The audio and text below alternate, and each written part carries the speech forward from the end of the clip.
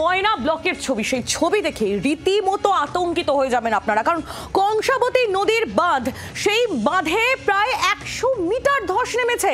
প্লাবনের আতঙ্কে গ্রামবাসীরা। পূর্ব মেদিনীপুরের ময়না ব্লকের পূর্ব দেবান্দির এই ঘটনা। কয়েকদিন আগেই অস্থায়ীভাবে গাছের গুঁড়ি বস্তা দিয়ে মেরামত করা হয়, তারপরেও 3 দিনের মধ্যেই ফের বড় ধস। ইতিমধ্যে একটি স্কুল বাড়ি এবং 2টি বাড়ি তলিয়ে যাওয়ার আশঙ্কা, একেবারে নদী গর্ভের কাছাকাছি চলে এসেছে। রীতিমতো আতঙ্কে গ্রামবাসীরা। কি পরিস্থিতি এখন সেখানকার আমরা জানবো। কিরণ মান্না আমাদের প্রতিনিধি রয়েছেন আমাদের সঙ্গে টেলিফোন লাইনে। কিরণ, কি পরিস্থিতি সেখানে, গ্রামবাসীরা কি বলছেন? দেখো, এর আগে যে বৃষ্টি হয়েছিল, টানা বৃষ্টির কারণে জল কানায় কানায় ছিল কংসাবতী নদীর। সেই বাঁধ মেরামত করা হয়েছিল প্রশাসনের পক্ষ থেকে। বস্তা এবং কাঠের বলি দিয়ে, কাঠের গুঁড়ি দিয়ে সেগুলো আটকানো হয়েছিল।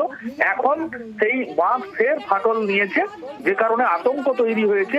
এই বাঁধ যদি ভেঙে যায়, গত বছর যেভাবে প্রায় 2000 বাড়ি জলমগ্ন হয়েছিল, প্লাবিত হয়েছিল, চাষের জমি থেকে সবকিছু প্লাবিত হয়েছিল, এবারও তাই ফের পুনরায় সেই অবস্থা হবে বলে আতঙ্কে দিন কাটাচ্ছেন গ্রামবাসীরা। তবে প্রশাসনিকভাবে আমরা জানতে পেরেছি যে ফের বিকেলের দিকে ফের মেরামতের কাজ শুরু হয়ে যাবে, কোনো রকম ভাবে কোনো অসুবিধা যাতে না হয়।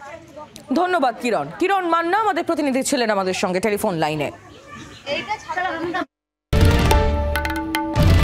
বাংলার আওয়াজ, বাঙালির আবেগ, জি 24 ঘন্টা।